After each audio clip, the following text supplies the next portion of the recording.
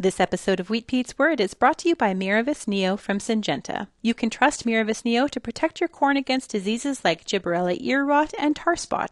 Miravis Neo is the only corn fungicide solution that delivers yield and quality all in one jug. Visit syngenta.ca for more info. Good day, and welcome to Wheat Pete's Word here on Real Agriculture for Wednesday, July the 24th. On this episode of the Word, holy water, man, we've had more than enough. Yields, and more yields. Some good, some not so bad. Patience, grasshopper, it will come. Just patience, and then Agronomy answers. Let's go!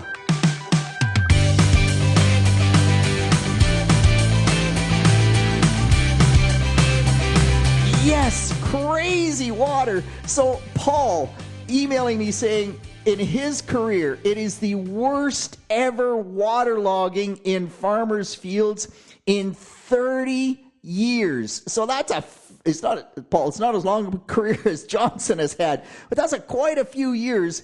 And agreed, in southwestern Ontario, the amount of wet spots that are drowned out, the amount of tile run beans that we have, particularly edible beans, the amount of root rot, it really is probably the worst I've seen even in my career because of the amount of water we had, the timing of when that water came, and all of that means that we are not likely to see record yields here in the province of Ontario this year, and we all look out at the bean crop and say, oh gosh, this is ugly, ugly, ugly. Meanwhile, Jeff Coulter from Minnesota, they have also had tremendous amount of water in Minnesota this year, and he's talking about the corn crop and saying that come harvest in the corn crop, with the variability that is out there in some fields for sure, we're going to have corn that's mature and well dried down. We're going to have other corn that is going to be really delayed in maturity because of how much water it's had. There likely could be plants that have no cobs. Those delayed maturity areas could be immature or wet corn. It just, harvest of the corn crop could be a bit more of a challenge than what we're thinking of as of today. Meanwhile, Paul also pointing out that where the crops look good, the crops are incredible. So it's not all a bad news story. And by the way, you move to Western Canada, much of Western Canada has a tremendous crop coming on. The heat is doing some damage, but they finally did get water. So that out there, things are looking better than they probably have for maybe 5 years or something like that. One really quick note that I think is really, really important to understand is that as we get warmer, and we're getting warmer, I mean, look at our winters. The facts are that the temperature just seems to be hotter. And for every 1 degree Celsius increase in temperature, the air holds 7% more water. And so that's a really big deal because as it holds 7% more water, by the way, the water vapor that it holds, that traps more heat. So it's sort of a self-feeding loop. But when we think about these massive storms, the intensity of these storms, well, if the air is holding 7% more water, or it gets to be 2 degrees and it's holding 14% more water, then when that water falls, you've just got that much more volume of water to fall. And that is part of what is going on in terms of the crazy water that we have been getting. And the impact of that is, oh my gosh, so many growers have told me, Peter, I have never, ever combined through water combining wheat. Like, this is just unheard of. In fact, Jamie saying this morning that he was going along with the flex head combine and wheat, and suddenly there was water coming into the combine. That's all bad. Josh having to go around wet spots, leave wheat in the field because of how much water and how many marks he was making. Lots of ruts getting made combining the wheat crop. This is not your typical super dry, park the trucks in the field wheat harvest, that's for sure. Meanwhile, this is true of southwestern Ontario, but it's really interesting. You go into southern Ohio, they're in a drought conditions or extremely dry. You go to Bruce County and they're crying for rain as well. So that's just kind of a little bit north of southwestern Ontario. It's not northern Ontario. It is northern southern Ontario. How's that? And it is really, really interesting, the differences that we're getting. But where it has been wet here in southwestern Ontario, oh my gosh, it has been too wet. All right, I want to talk about yields. And there are some incredible wheat yields out there. So my amazing friend, Dr. Dave Hooker, a University of Guelph Ridgetown campus, he is just such a wealth of knowledge. Not only that, though, by gosh, Dave is an excellent farmer. This year, his wheat crop is 20% better than his previous records. I don't know, Dave, you didn't say what your previous record was, but if it was 120 bushels and you get 20% of that, that'd be 144 bushel per acre wheat. That's pretty awesome. It may not be quite that good, but way to go, Dr. Dave. So there is some record yields out there. Tom also having a record wheat yield at Kerwood, but saying, record wheat. But the falling number averaged 200. Of course, 250 is the critical level, so we're well below that. A $20 to $30 a ton hit from that low falling number and lower grade. You just kind of go, sugar. And then you go to other areas, and the yields in those areas are still solid. Talk to a grower, 110 bushel per acre or 115 bushel per acre, but it's 10% lower than last year. And meanwhile, the straw yields are 10 or 20 or 30 or 50% higher than last year. And everybody's scratching their heads saying, what? How is it that we had the crop out there that we thought we were going to just beat last year's yields by a nice bit, and instead we're 10% lower? The one real common factor as you look at all those yields is where we're getting the lower yields. The heat hit just at the peak of grain fill. And when it hit at the peak of grain fill and you look in the sample, what you're going to see is a lot of small kernels.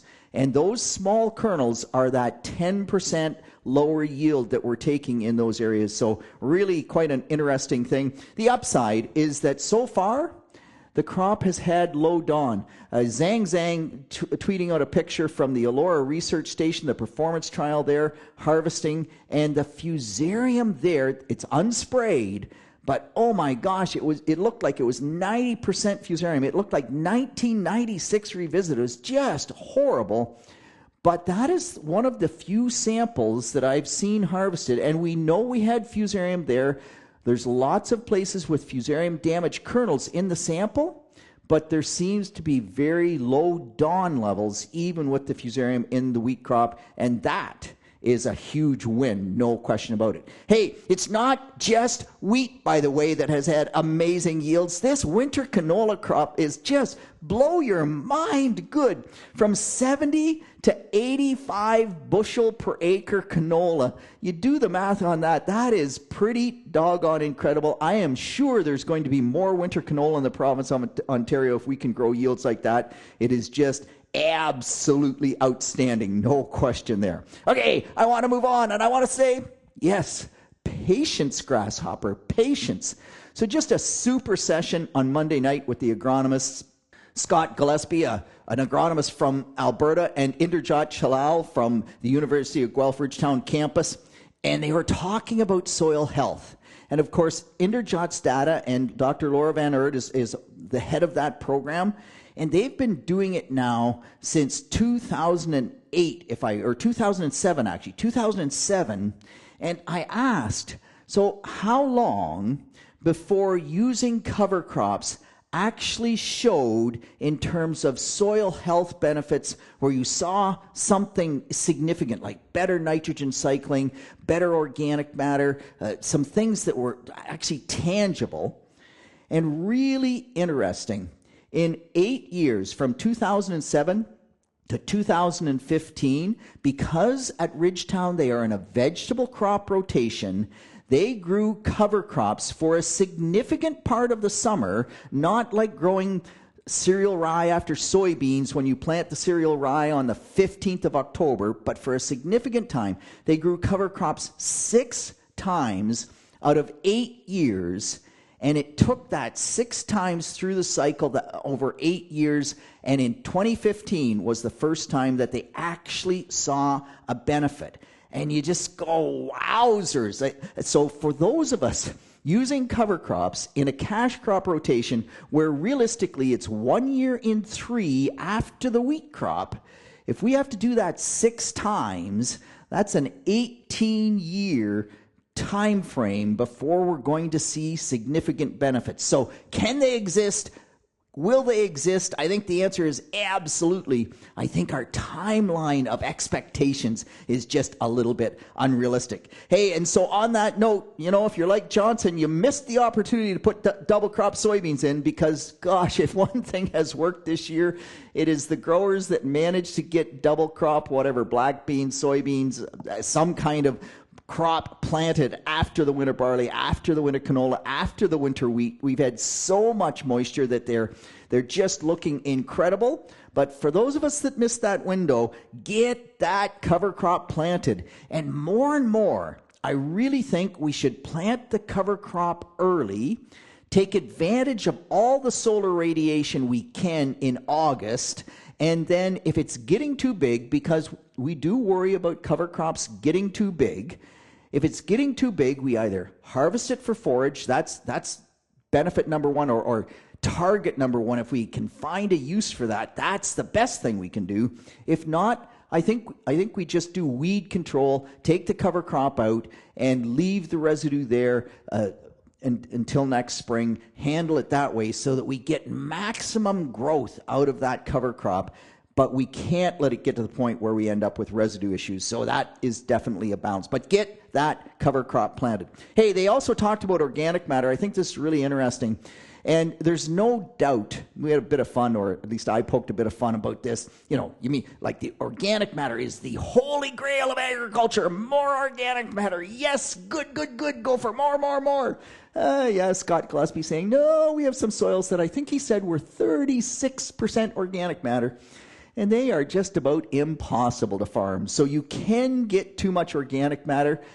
The sweet spot from all the kind of expertise that I've been able to gather over the years, the sweet spot is that if you can get 1% organic matter for every 10% clay content that is in your soil, you probably about the optimum.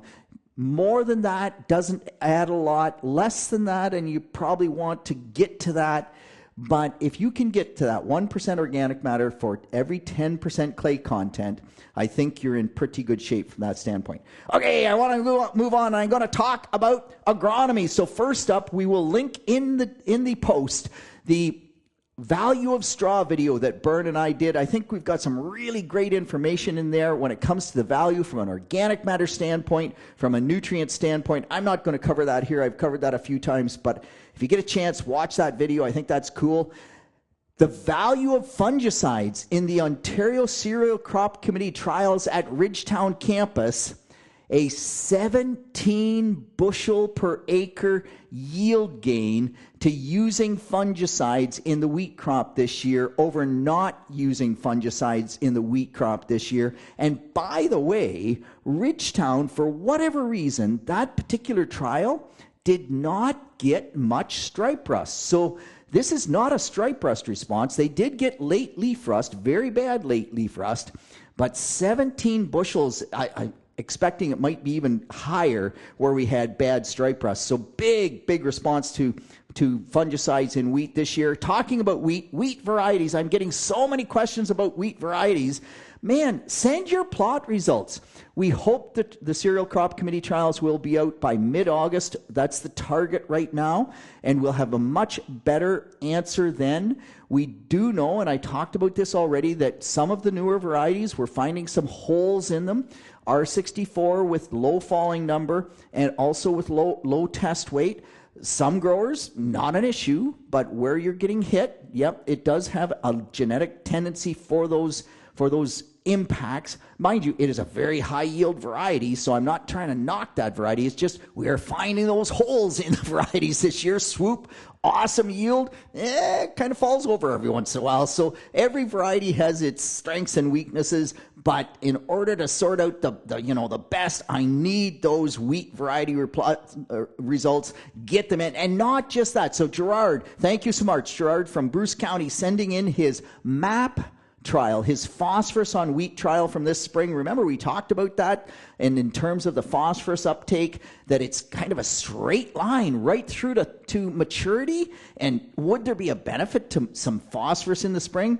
Well, Gerard did an excellent 4-rep trial, and guess what? 0 response whatsoever. Now, that's only one trial, so we won't decide yet on that particular strategy. But again, all of these variety trials, all of these agronomic trials you do, if they're going to have value, we have to get the information out. One way to get the information out is send that data to Wheat Pete. Wheat Pete will talk about it.